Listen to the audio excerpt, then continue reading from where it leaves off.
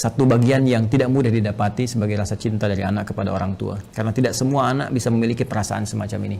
Maka berbahagialah ketika tumbuh nilai-nilai itu, kecintaan kepada ibunda yang memang sangat dimuliakan dalam Al-Quran. Ya, seorang ibu Masya Allah berapa kali mendapatkan keutamaan dalam Al-Quran. Ya, seperti di Quran surah ke-31 misalnya di ayat ke-14, Quran surah ke-46 di ayat ke-15, bagaimana Allah melukiskan perjuangan seorang ibu sampai kita harus berbakti maksimal kepadanya, kan, sampai nanti puncaknya di Quran surah ke-17 ayat 23 ketika Allah menetapkan kita harus berbakti kepada Allah, setelah itu meletakkan bakti kepada kedua orang tua setelah pengabdian kita dan penghambaan kita kepada Allah Subhanahu wa taala. Dan diutamakan lagi ibu disebutkan 3 kali dalam hadis Nabi sallallahu alaihi wasallam ketika ada seorang sahabat bertanya, "Man abar?" kepada siapa saya mesti berbuat baik?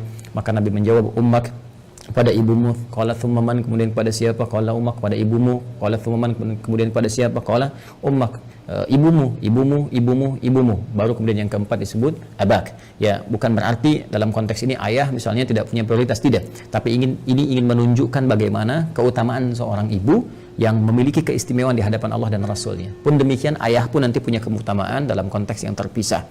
Dari sini Nabi memberikan bagaimana isyarat kepada para sahabat, ya ridwanullah alaihim jami'an, untuk berbakti kepada ibundanya.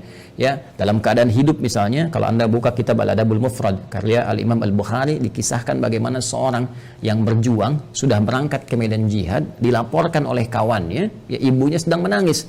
Ya, karena belum bisa melepas kepergiannya pada saat itu, belum ketemu chemistry-nya. Ya, maka Nabi memanggil kemudian si anak muda ini, yang dipanggil oleh Nabi, maka Nabi katakan kepadanya, "Idhab, ya irji' ila ummik," bermakna pergilah kembali, pulang kepada ibumu, buat dia tertawa sebagaimana engkau telah membuatnya menangis. Buat dia tertawa sebagaimana engkau telah membuatnya menangis. Ini para ulama mengomentari bagaimana kedudukan seorang ibu sampai jihad berbakti kepadanya dalam keadaan hidupnya, membahagiakannya, memuliakannya, ya itu diutamakan bahkan melebihi jihad dalam medan perang jika ada kemudian hal-hal yang menuntutnya secara syar'i. Al-Imam Ali bin Abi Thalib karramallahu wajhah ya mengomentari statement Nabi sallallahu alaihi wasallam ketika menyebutkan 3 kali ummak, ummak, ummak, ibumu, ibumu, ibumu. Maka dikomentari oleh beliau karena ibu memiliki 3 keistimewaan yang tidak didapati oleh ayah. Yang pertama, ibu yang mengandung, ayah tidak mengandung. Yang kedua, ibu melahirkan, ayah tidak melahirkan. Yang ketiga, ibu menyusui, ayah tidak menyusui. Dengan 3 keutamaan ini, Nabi kemudian memberikan gambaran ibumu, ibumu, ibumu. Ada komentar yang lain bahwa ketika orang ini bertanya, maka peluang terbaiknya untuk berbakti ada kepada ibunya. Sehingga Ibnu Abbas radhiyallahu taala anhuma ketika didatangi oleh seseorang di masa beliau menjadi mufti, ya, aku punya persoalan, aku punya maksiat yang cukup tinggi aku kerjakan, bagaimana cara bertobat kepada Allah Subhanahu wa taala? Ibnu Abbas kemudian berkata, "Apakah engkau masih punya ibu?" Ya, kata orang ini, "Ya, aku masih punya ibu." Maka kata Ibnu Abbas radhiyallahu taala anhuma, "Pergilah engkau pulang, ya, kemudian layani ibumu, bahagiakan ibumu, ya, dan berbuat baiklah kepada ibumu." Orang ini bertanya, "Kenapa engkau berfatwa demikian?" Kan? Dia tidak menyuruh misalnya saya maksimalkan salatnya, maksimalkan misalnya sedekahnya, tapi yang diutamakan ke ibu. Karena kata Ibnu Abbas radhiyallahu taala anhuma, "Saya tidak melihat yang lebih utama untukmu saat ini kecuali yang itu." Inilah bagaimana kejeniusan Ibnu Abbas radhiyallahu taala anhuma, karena memang dalam narasi-narasi ayat-ayat Al-Qur'an firman Allah Subhanahu wa taala, kedudukan membahagiakan berbakti kepada ibunda itu langsung ditempatkan oleh Allah Subhanahu wa taala setelah penghambaan kita kepada Allah. Wa qadha rabbuka alla ta'budu illa iyyah wa bil walidaini ihsana. Kepada kedua orang tua kita wajib berbuat baik di tempat setelah penghambaan kepada Allah. Dan di antara kedua orang tua ini, ibu menempati posisi yang sangat tinggi. Wasainal insana biwalidayhi hamalathu ummuh. Jadi ketika 2 ini disebutkan, kata Allah di Quran surah 31 di ayat ke-14, dan kami wasiatkan kepada ke seluruh anak-anak itu untuk berbakti kepada kedua orang tuanya. Siapa di antara mereka kalau mau didahulukan? Ya hamalathu ummu, maka prioritaskan ibumu dulu, ya kan? Ayah juga kita hormati, ya kita istimewakan, tapi ibu di sini dalam konteks kita ada pertanyaan, ibu mendapatkan kedudukan yang sangat luar biasa. Demikian di Quran surah ke-46 ayat 15. Nah, ini yang paling menarik dalam konteks kehidupan. Allah, Rasulullah SAW meminta kita memaksimalkan, orang banyak berbuat baik, tapi tidak sedikit orang-orang yang bisa memaksimalkan itu setelah ibunya wafat. Dan Anda termasuk yang dianugerahi oleh Allah Subhanahu wa taala kemampuan, keinginan dan azam untuk berbuat baik ibu walaupun telah wafat. Maka berbahagialah. Di antara caranya ada yang Nabi SAW sampaikan, bahkan disebutkan dalam hadis riwayat Muslim sampai dengan 9 lafaz. Saya sebutkan hadisnya, qala Rasulullah sallallahu alaihi wasallam, idza matal insanu atau idza matal abdu. Ya, kata Nabi SAW, jika seorang manusia yang biasa beraktivitas. Jadi kata insan disebutkan 65 kali dalam Al-Quran, menunjuk pada term manusia dengan totalitas aktivitasnya. Jadi kalau terkait dengan nafsunya, tampilan fisikalnya disebut dengan bashar, 35 kali disebutkan dalam Al-Quran. Jika terkait dengan sifat-sifat lembutnya, harmoninya, yang berbeda dengan jin ya, dari penampakan dan gaibnya, itu disebut dengan al-ins. 18 kali ins dan jin dipasangkan dalam Al-Quran. Kemudian ada lagi menyebut sifat sosialnya an-nas, setidaknya 241 kali kurang lebih disebutkan dalam Al-Quran. Jika menyebut asal genetiknya disebut dengan Bani Adam, disebutkan 7 kali dalam Al-Quran. Nah, kalau disebutkan al-insan 65 kali disebutkan dalam Al-Quran, itu menunjuk kepada totalitas aktivitas. Jadi saat mulai bangun tidur sampai tidur lagi. Nah, kata Nabi, idza matal insanu, jika manusia yang biasa beraktivitas dari mulai bangun tidur sampai tidur lagi, dari bangun sampai tidur lagi, kemudian meninggal, wafat. Ya, di kalimat pertama ini, pembuka hadis ini ingin memberikan kesan kepada kita bahwa mohon maaf sekali, sepadat-padat apapun kita beraktivitas, pada akhirnya meninggal juga. Pada akhirnya wafat juga. Karena itu pembuka hadis ini memberikan satu pengingat yang sangat penting kepada kita. Jangan lupa, awas, jangan lalai bahwa satu saat kita akan pulang kepada Allah. Apa yang kemudian ingin dipertaruhkan di dunia ini sampai Anda lupa mengerjakan ibadah, berangkat gelap, pulang gelap, demi harta tidak seberapa yang kalau didapat kemudian meninggal juga belum tentu dipakai, sampai berselisih, sampai bertarung, sampai ada yang saling menyingkirkan, menyungkurkan, bahkan mohon maaf sekali menumpahkan darah. Waliyadzubillah. Allah, berlindunglah kepada Allah Subhanahu wa taala. Berlindunglah. Karena apapun yang Anda dapatkan saat di dunia, satu saat akan ditinggalkan. Jika bukan Anda meninggalkan dunia, maka dunia akan meninggalkan Anda. Satu saat kita akan wafat. Dan bila seorang manusia telah wafat yang biasanya beraktivitas, ya, in qata'a sa'iru amalih, maka akan terputuslah semua aktivitasnya itu. Peluang dia mengumpulkan nilai-nilai kebaikan. Karena rumus kebaikan dalam Islam itu dengan konteks kehidupan akhirat yang telah kita selesaikan dunianya dan berpindah kepada dimensi lain, ya, barzakh kemudian akhirat, maka Al-Quran memberikan wawasan kepada kita, dan dengan wawasan ini kita diminta untuk mengumpulkan dan menyiapkan bekal terbaik. Ya, gambarannya kan seperti ini. Ini kan dunia ya, yang saat ini kita sedang beraktivitas. Kemudian setelah itu kita pindah ke barzakh, pemisah. Ya. Kemudian akhirnya akhirat. Ini akhirat, ya. Ini yang terakhir. Akhirat. Ini ad-dunya. Kemudian ini barzakh. Bainahuma barzakhul la yabghiyan. Demikian di surat Ar-Rahman, ya. Nah, ini kan hakikat kehidupan kita di sini.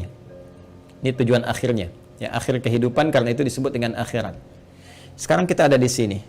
Ya. Tempat beraktivitas sementara.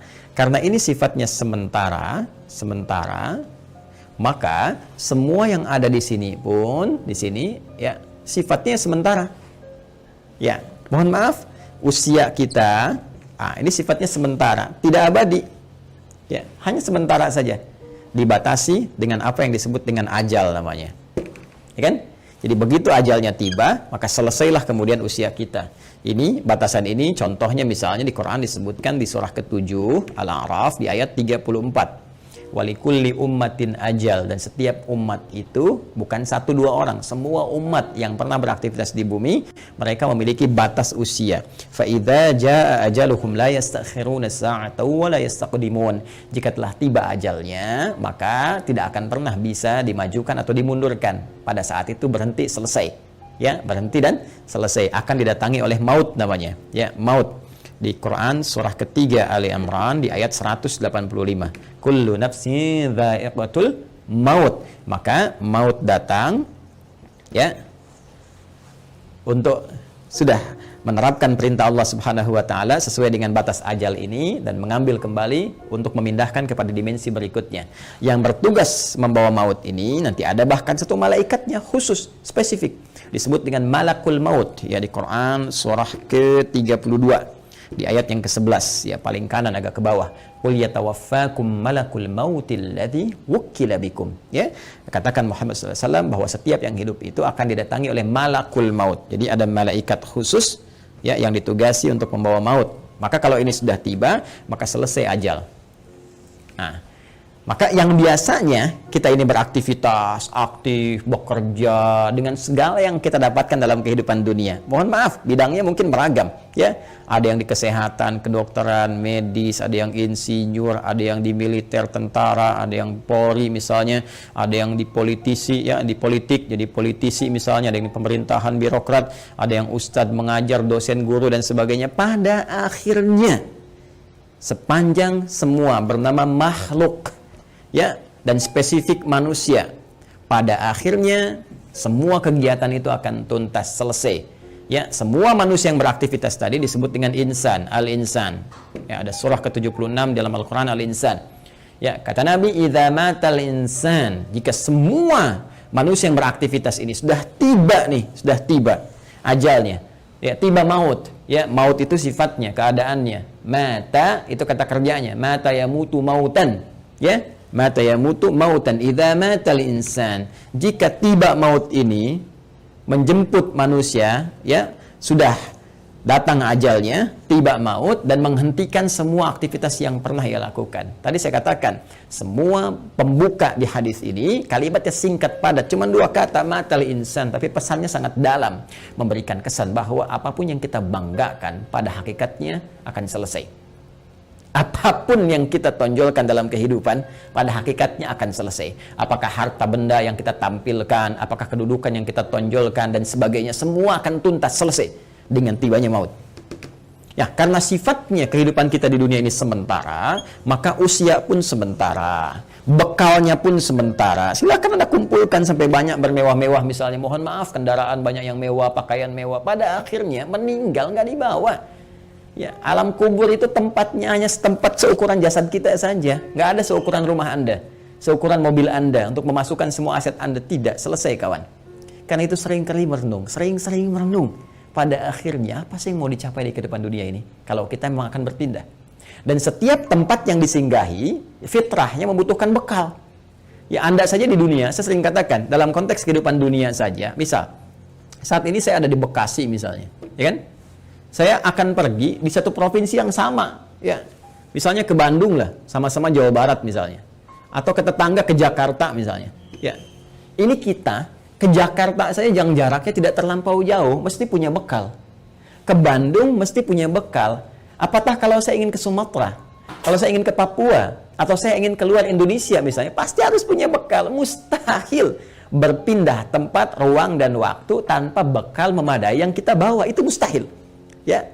Nah, kalau dalam konteks keduniaan saja mesti punya bekal, maka bagaimana dengan dimensi yang berbeda?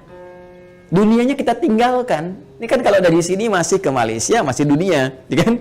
Ke Amerika masih dunia. Ini sekarang kita meninggalkan dunia. Bahkan pengumuman disampaikan telah meninggal dunia. Artinya meninggalkan dunia, maka mutlak mesti punya bekal. Dan di dalam konteks keduniaan saja, bekalnya bisa beda. Saya pergi ke Arab, di Arab mungkin kulturnya beda, makanan pokoknya tidak sama, maka bekal yang dibawa pun akan menyesuaikan dengan itu. Sekarang kalau dalam konteks kehidupan dunia saja, bekal di satu tempat bisa berbeda, maka apalagi dengan dimensi yang berbeda. Mesti ada bekal untuk hadir ke sini. Ya. Di saat kita bawa ke sini, semua bekal dunia tanggal, yang dunia ini hilang. Ya, karena beda tempat. Sekali lagi, apa yang kita bawa di sini, kita bawa rupiah dari sini. Apakah akan laku dibawa di Amerika? Ya, laku misalnya dibawa di Kanada, laku dibawa di Jerman dan sebagainya. Belum tentu. Belum tentu, kita harus tukar dulu gitu kan? Atau barangkali belum berlaku misalnya dan seterusnya. Boleh jadi. Nah, sekarang kita akan pindah tempat, dimensi berbeda. Apa yang harus kita bawa? Apa yang harus kita siapkan di dunia ini? Ya, sehingga kita bisa bawa saat berpindah ke alam barzakh ini sebagai persiapan menuju akhirat. Ya. Maka tiada lain, rumusnya lanjutkan hadisnya. In qata'a sa'iru amalih, maka terputus semua peluang amalnya. Ya, pertama amal. Nah, amal itu masih umum. Amalan itu masih umum. Semua perbuatan manusia yang akan dipertanggungjawabkan di hadapan Allah disebut dengan amal namanya. Ya, faman ya'mal mithqala dzarratin khairan yarah wa may ya'mal mithqala dzarratin syarran yarah. Ya, jadi semua perbuatan kita dari bangun tidur sampai dengan tidur lagi itu disebut dengan amal. Nah, ini kalau sudah meninggal, mata, datang maut, ya, terputus semua amal, aktivitas selesai. Ya. Cuma diberikan kemudian gambaran kepada kita, ada amal ini yang saat dikerjakan itu dicatatkan punya nilai Yang nilai ini menjadi bekal yang akan dibawa ke dimensi selanjutnya, ke ruang selanjutnya setelah kita wafat. Singkatnya dibawa ke alam barzakh, bahkan sebagai bekal menuju akhirat. Dan ini bisa kita siapkan saat di dunia. Ya, apa nama amalnya? Ini yang disebut dengan amal saleh. Ya, jamaknya disebut dengan salihat. Amal saleh, jamaknya apa? Salihat. Ya, jadi amal ini ada yang netral, umum, kan? Nah, ini amal yang saat dikerjakan punya nilai untuk dibawa pulang menghadap Allah dan dibawa bekalnya ke tempat dimensi berbeda di barzakh sampai dengan ke akhirat disebut dengan saleh. Jamaknya disebut apa?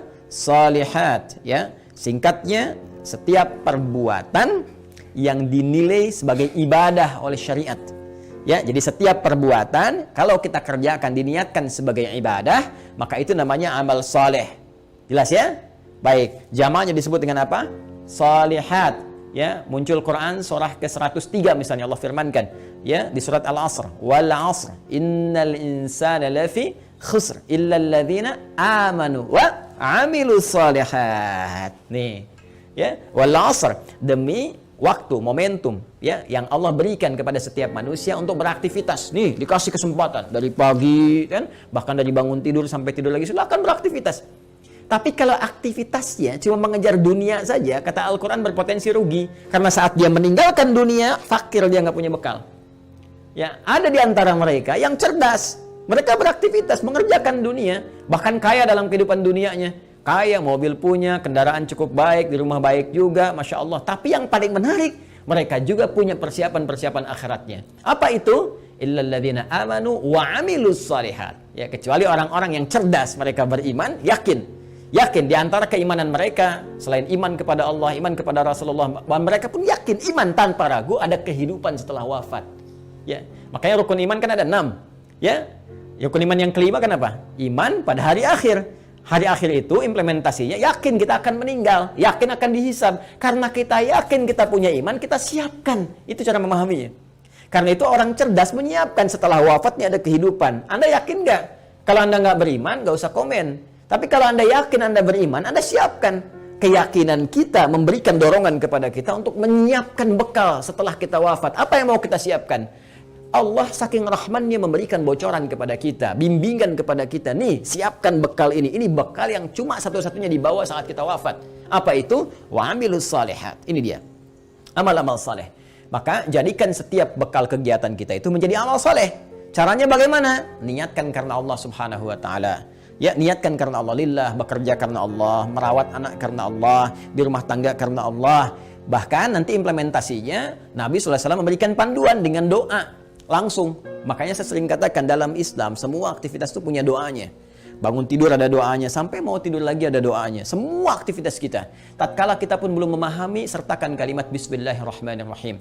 Kullu amrin dzibalin la yubda'u fihi Bismillahirrahmanirrahim fahuwa abtar au a'ta'. Setiap perbuatan baik yang tidak disertakan Bismillahirrahmanirrahim, karena Allah, Bismillah, saya kerjakan ini karena Allah. Ya, kalau Anda tidak sertakan itu, tidak niatkan karena Allah, fahuwa abtar au aqta, maka terputuslah peluang bekal akhiratnya. Kalau Anda kerjakan, misal saya mau nulis nih Bismillahirrahmanirrahim atau singkat Bismillah misalnya, kan, saya niatkan karena Allah supaya tulisan ini punya manfaat, supaya tulisan ini punya nilai di hadapan Allah. Maka begitu saya tuliskan, misal ya, ini saya tuliskan bekal dunia amal saleh misalnya, saya tuliskan karena Allah lillah, supaya kita bisa pahami ini semua. Maka pekerjaan amal saleh ini, amilus shalihat, ketika kita niatkan karena Allah, diberikan nilai oleh Allah. Nilai itulah yang disebut dengan hasanah namanya. Hasanah. Hasanah. Ini dia. Hasanah. Berapa nilainya? Berapa poinnya? Disampaikan dalam Quran surah ke-6 Al-An'am di ayat 160. Man jaa'a bil hasanati falahu asyru amthaliha. Siapa yang mengerjakan kebaikan diniatkan sebagai ibadah karena Allah menjadi amal saleh, maka dia punya poin hasanah. Setiap satu kebaikannya dicatatkan langsung 10 nilainya. Ini nilai terendahnya 10. Ya, 10. 10 itu hitungannya bukan 1, 2, 3, 4, tidak. Dalam pandangan Allah berbeda cara menghitungnya. Di hadis Muslim datang ke masjid saja, dia kan baru datang untuk niat ibadah dapat 25. Satu kedua 500 tahun, dua ketiga 500 tahun, demikian seterusnya. Dan ini poin yang paling kecilnya. Nanti ada kalau infak bisa berapa, gitu kan? Nanti ada kalau baca Al-Quran bisa berapa, lebih banyak lagi. Nah, itu yang disebut dengan hasanah. Karena itu sering kita berdoa di Quran surah kedua Al-Baqarah di ayat ke-201. Wa minhum may yaqulu rabbana atina fid dunya hasanah wa fil akhirati hasanah wa qina adzabannar. Dan di antara mereka banyak yang berdoa kepada Allah, ya Allah, mohon bimbing kami untuk mengerjakan semua kegiatan dunia punya nilai akhiratnya hasanah. Dan di akhirat bisa dilihat hasanah itu ya Allah, sehingga mengantarkan kami pada rahmat-Mu dan memasukkan dengan rahmat itu ke dalam surga-Mu, ya, berjumpa dengan Rasulullah sallallahu alaihi wasallam. Amin, kan? Nah, kalau seorang meninggal terputus semua peluang ini. Ya, jadi nggak bisa ngerjakan hasanah lagi. Tapi ada rahasia. Kata Nabi, ada 3 amalan yang kalau dikerjakan, Masya Allah, ini yang sudah meninggal nggak bisa ngerjakan lagi, tapi hasanahnya tetap mengalir, pahalanya tetap mengalir, ngalir. Dan di antara yang 3 itu Nabi menyebutkan, perhatikan kalimatnya, idza matal insanu aw idza matal 'abdu inqata'a sa'iru 'amali illa min 3, ya, atau illa min 3. 1, shadaqatin jariyah. Sedekah jariyah. Ya. Nah, ini kalau kita gali lagi, ini lebih panjang lagi nih. Ya, mohon bersabar ya teman-teman sekalian. Ya, sedekah itu adalah setiap kebaikan yang mampu kita kerjakan. Kullu ma'rufin sedekah. Semua jenis kebaikan yang mampu kita kerjakan. Nah, sedekah dibagi pada 2 bagian. Bagian yang pertama yang tidak mengalirkan pahala abadi untuk kita. Maksudnya kalau kita wafat selesai. Yang kedua, kalaupun kita wafat, pahalanya tetap mengalir. Seperti apa yang dimaksudkan 2 keterangan ini dan bagaimana saudara kita, ya, Faisal, semoga Allah rahmati beliau dan ibundanya serta keluarga besarnya bisa memaksimalkan ini untuk memberikan yang terbaik pada ibundanya. Nanti kita lihat setelah menunaikan salat Isya berjamaah.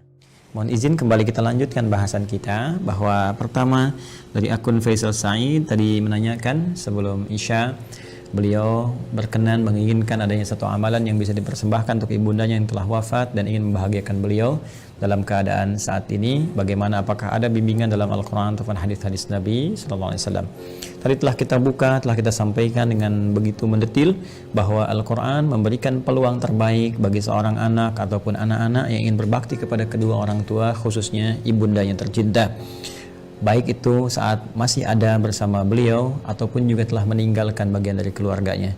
Di antara amalan-amalan itu, Nabi SAW memberikan gambaran kepada kita dalam salah satu sabdanya, dan bahkan disebutkan tadi saya katakan hampir 9 lafaz dalam Imam Muslim. Ya, Nabi SAW menyampaikan, qala Rasulullah SAW, idza matal insanu, jika manusia yang telah beraktivitas itu dari mulai bangun tidur sampai dengan tidur lagi, kedatangan maut, ya, tiba kemudian ajalnya, in qata'a sa'iru amalih, maka dengan wafatnya itu, dengan datangnya maut itu, terputuslah kemudian seluruh peluang aktivitas-aktivitas yang telah ia kerjakan, yang sebelumnya telah ia tenun. Sudah tidak ada lagi kesempatan. Maka karena tidak ada kesempatan beraktivitas lagi, di antara peluang untuk mencari bekal untuk pindah ke alam barzakh sebagai persiapan menuju akhirat pun terputus sudah. Ya, karena amal itu telah kita tadi uraikan dibagi pada 2 bagian. Ya, ada yang tadi objektif umumnya, kemudian dibagi 2. Ada yang disebut dengan amal saleh, yaitu amal-amal kebaikan yang dinilai sebagai ibadah jika dilakukan karena Allah Subhanahu wa taala. Dan dia punya poin yang disebut dengan hasanah itu. Bila ada satu perbuatan menjadi hasanah, maka dia punya 10 poinnya. Ya, Quran surah ke-6 Al-An'am ayat 160 seperti telah kami tuliskan sebelumnya, man jaa'a bil hasanati falahu asyru amsalihha. Ya, maka siapapun yang mampu menenun kebaikan menjadi hasanah, punya nilai ibadah, maka dia punya poin 10. Ya, 10 tadi kami sampaikan saat sebelum Isya, bahwa jangan dihitung 1, 2, 3, 4, 5, karena Allah punya hitungan tersendiri yang nilainya jauh dari apa yang kita gambarkan. Nah, teman-teman sekalian, itu batas minimalnya. Ya, apalagi nanti kalau kita kemudian tenun dengan amal-amal lain yang punya nilai yang lebih banyak lagi, seperti infak, bacaan Al-Quran dan sebagainya. Ada lagi amal yang kedua nanti amal sayyi, ya, jamaknya sayyiat, sayyiat. Nah, ini amal-amal yang didesain bersumber dari nafsu atas bisikan-bisikan setan. Ya, paradoks dengan amal soleh tadi. Makanya sering saya katakan ada amal soleh, ada amal salah.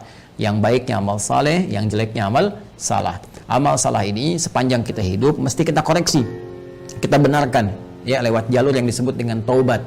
Ya, supaya dengan jalur taubat ini dihapus nanti yang jelek-jeleknya sebelum kita wafat, ya dihapuskan catatannya, diperbaiki kemudian oleh amal-amal kita atas petunjuk dan izin Allah Subhanahu wa taala. Kita tutup itu dan isi dengan hal-hal yang baik sehingga di ujungnya, di ujung kematian kita menjadi baik.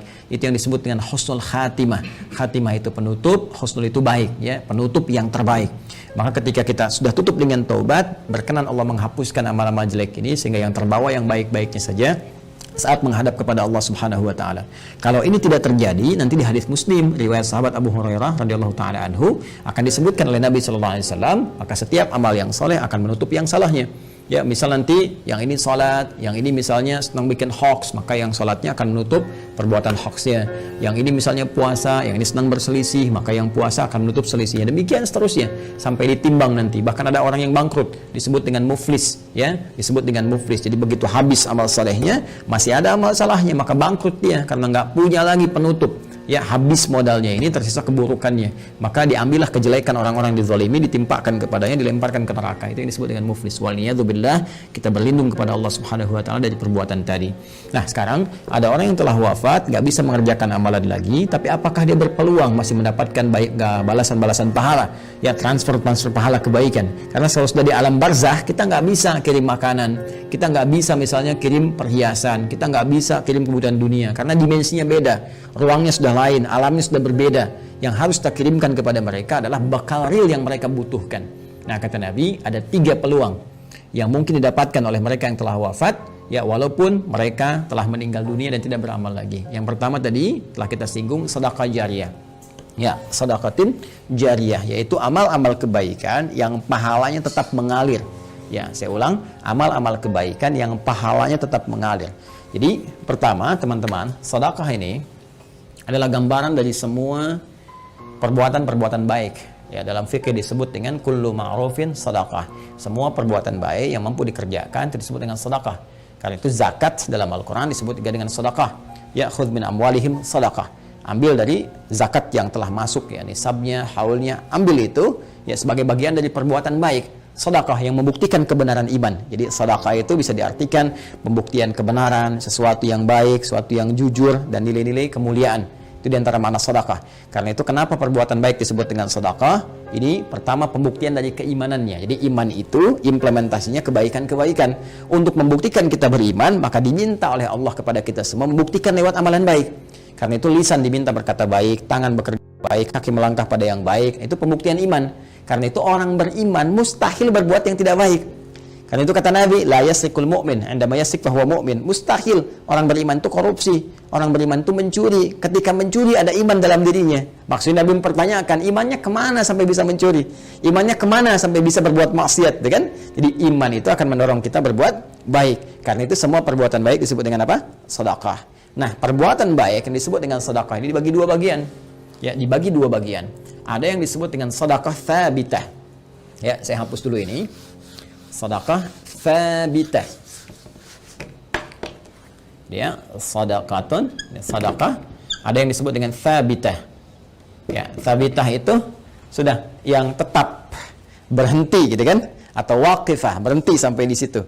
Ya, berhenti saja sampai di kehidupan dunianya. Maksudnya apa? Saat dia beramal di dunia, saat hidup dituliskan pahalanya. Tapi ketika wafat selesai, waqifah, tabitah, berhenti sampai di situ saja. Dalam konteks kehidupan dunia saja. Saat dia beramal. Jadi saat dia hidup di dunia, kemudian misalnya dia salat nih. Ya, si A misalnya salat. Kemudian dia ketika menunaikan salat kan dituliskan pahalanya. Ya, ketika ikhlas tunaikan, tuliskan pahala. Misalnya dapat pahala sekian, kan? Nah, ketika dia meninggal dunia, wafat ini, sudah. Karena nggak bisa sholat lagi, nggak ada lagi catatan amal pahala mengalir. Ya, sudah selesai sampai di situ. Selesai, terhisab sampai di situ. Karena selesai, tetap di situ disebut dengan thabitah atau waqifah, berhenti sampai di situ. Ya. Nah, ada yang menarik nih. Orangnya sudah meninggal, sudah nggak di dunia lagi. Ya, sudah berpindah ke dimensi lain, dia pindah ke barzakh, alam pemisah.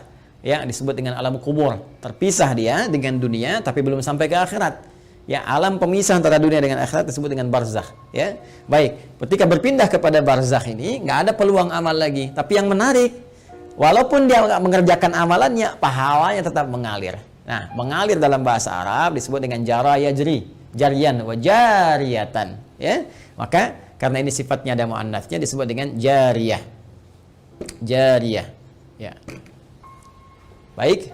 Ini apa namanya? Sifah dan mausuf ya, disifati sedekah. Ada sedekah, perbuatan-perbuatan baik, jariyah yang pahalanya terus ngalir sampai kehidupan berakhir. Ya, sampai hari perhitungan tiba, kiamat terjadi, ya perhitungan pahala, baru kemudian di situ hitungan dikumpulkan keseluruhan yang disebut dengan hisab. Ya, disebut dengan apa? Hisab. Jadi sepanjang kiamatnya belum terjadi, kemudian belum terputus kehidupan dunia keseluruhannya, maka terus saja ngalir di pahalanya, ngalir, kumpul, masya Allah, walaupun orangnya telah meninggal dunia. Nah, ini sedekah jariyah ini punya dua sumber. Ya. Untuk mempercepat, punya dua sumber. Sumber pertama adalah kebiasaan amal soleh yang dikerjakan oleh orang yang meninggal tadi sebelum dia wafat. Jadi sebelum dia wafat, dia punya kebiasaan beramal. Ya, yang amalan ini setelah dia wafat pun masih ada tuh. Ya, merambat peluang amalannya sehingga pahalanya terus mengalir kepada yang bersangkutan. Apa di antara contohnya misalnya? Contoh misalnya yang bersangkutan sebelum meninggal dunia pernah misalnya menyumbang untuk kepentingan di masjid. Masya Allah misalnya sedang ada perbaikan masjid, kan? Lalu disumbangkanlah untuk bikin keran wudhu misalnya. Masya Allah, walaupun orangnya meninggal, keran wudhunya masih ada, dipakai orang. Setiap dipakai, mengalir, pahala terus mengalir. Sepanjang itu ada.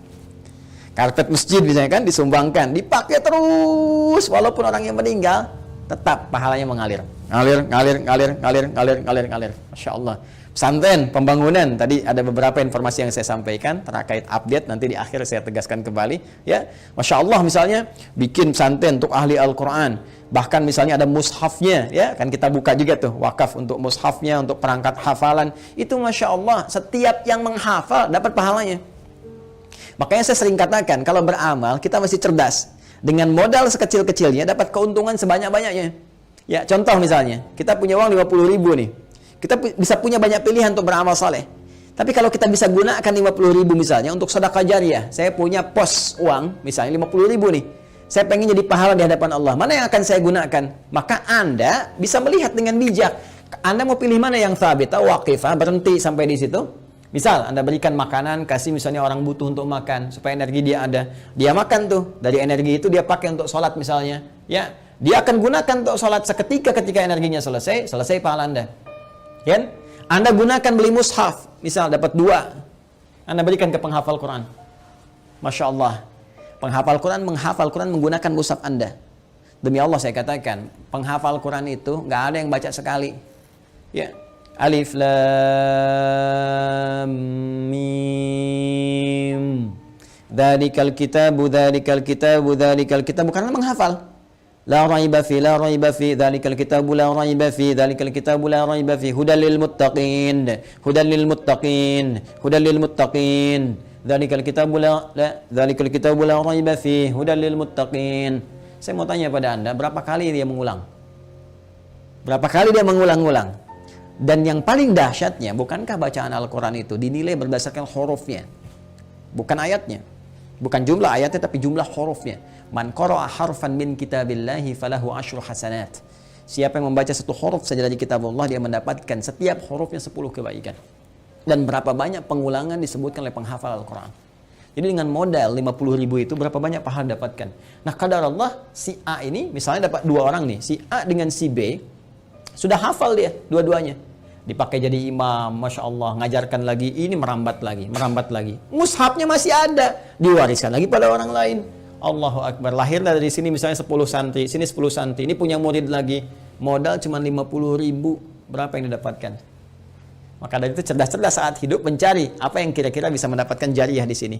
Ya, tidak harus dengan harta, bisa dengan tenaga. Makanya kalau ada misalnya ya kegiatan di masjid, ikut di situ kan, dengan tenaga kita atau dengan sebatas yang kita mampu dan sebagainya ya, apa yang bisa kita lakukan? Ini jariyah. Nah, ada lagi kondisi orangnya misalnya sudah tidak ada. Ya, ini bisa dikerjakan oleh siapa? Oleh anak misalnya. Ya, anak. Apa yang dilakukan oleh anak? Seperti tadi. Ya, misalnya dia membelikan mushaf, dikirimkan misalnya kepada siapa? Ya, kepada para penghafal Quran. Niatkan itu untuk misalnya diarahkan kepentingan ibundanya. Tadi seperti yang tadi disampaikan. Ya Allah, saya berniat dengan wakaf mushaf ini atas nama ibunda saya. Itu boleh dilakukan. Sah dikerjakan, boleh-boleh saja, silakan. Ya, Anda punya berapa? 50.000, 100.000, niatkan. Ya Allah, saya mau bantu untuk pesantren, saya niatkan untuk ibu saya. Sah, boleh, kirimkan itu. Ya, kirimkan, sampaikan, boleh dengan itu semua Anda lakukan. Dan Masya Allah ketika itu dikerjakan, ada sesuatu yang akan terjadi, sesuatu yang berbeda. Ya, tapi juga ingat, tetap kita jaga dalam koridor amalan, amal solehnya. Nggak usah misalnya ditambahin apapun. Kalau saya sih sarankan, kalau Anda misalnya mau musab, sudah cukupkan dengan niat saja. Ya, dengan niat dalam hati kita bahwa ini kita niatkan untuk kepentingan ibunda saya.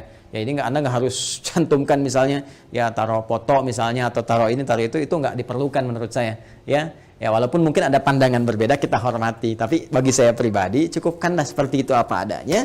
Sehingga dengan orang-orang membaca pun akan tercukupkan bagi pahala itu mengalir dengan izin Allah Subhanahu wa taala. Ya. Allah taala alam bisawab. Ini bagian yang pertama, sedekah jariyah. Satu, ya. Kemudian yang kedua, teman-teman sekalian, bisa dalam bentuk ya ilmin yuntafa'u bihi, ilmu yang bermanfaat.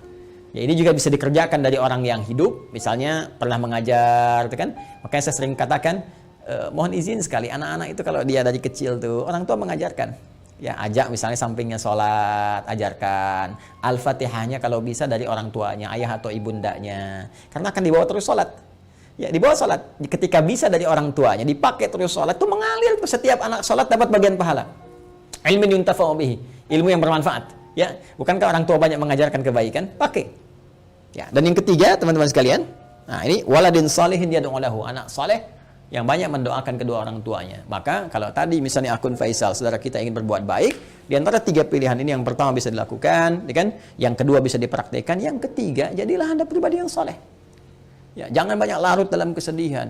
Manfaatnya nggak ada gitu kan. Sedih itu naluriah, fitrah, alamiah, biasa saja. Itu terjadi pasti. Nabi pun sedih ketika ditinggal Sayyidah Khadijah misalnya. Bahkan ketika ditinggal pamannya, beliau sedih sekali. Sedih ya, itu biasa, itu fitrah. Tinggal ibunda beliau sedih. Ya, namun apa yang harus dilakukan oleh kita? Kita alihkan kesedihan itu menjadi sebuah energi yang positif yang mengantarkan kebahagiaan pada orang yang telah meninggalkan kita. Maka caranya apa? Perbaiki pribadi kita menjadi saleh. Ya, jadi anak yang saleh, yang disukai oleh Allah Subhanahu wa taala, mulai rubah tampilan kita, tunaikan salat dengan baik, rajin membaca Al-Qur'an, bekerja dengan baik, yang halal jauhi yang haram-haram. Ketika semua itu dikerjakan, Anda tinggal mengangkat tangan bermohon pada Allah Subhanahu wa taala. Ketika sifat saleh melekat pada seorang anak, maka doanya langsung mustajab. Waladin salihin yad'u lahu. Seorang anak yang saleh yang ketika bermohon kepada Allah, langsung doanya diantarkan jadi cahaya ke kuburan ibundanya atau ayahandanya. Langsung jadi cahaya. Dan itu boleh jadi pilihan terbaik yang bisa Anda lakukan untuk mempersembahkan pada ibunda Anda. Ya, kalau perbedaan pandangan dari para ulama itu biasa-biasa saja. Ya, A memandang, B memandang, tidak ada masalah. Tapi ijtihad satu tidak bisa membatalkan ijtihad yang lainnya karena peluang ini terbuka. Ya, jadi kalau ada tadi yang membatasi misalnya sepanjang dia masih hidup, tapi juga ada yang kemudian membatasi, yang menafsirkan tidak boleh dari orang yang hidup pun memberikan kebaikan-kebaikan karena perkara umum. Sepanjang tidak ada takhsisnya, tidak ada kekhususan, maka maknanya tetap umum. Jelas ya? Wallahu ta'ala alam.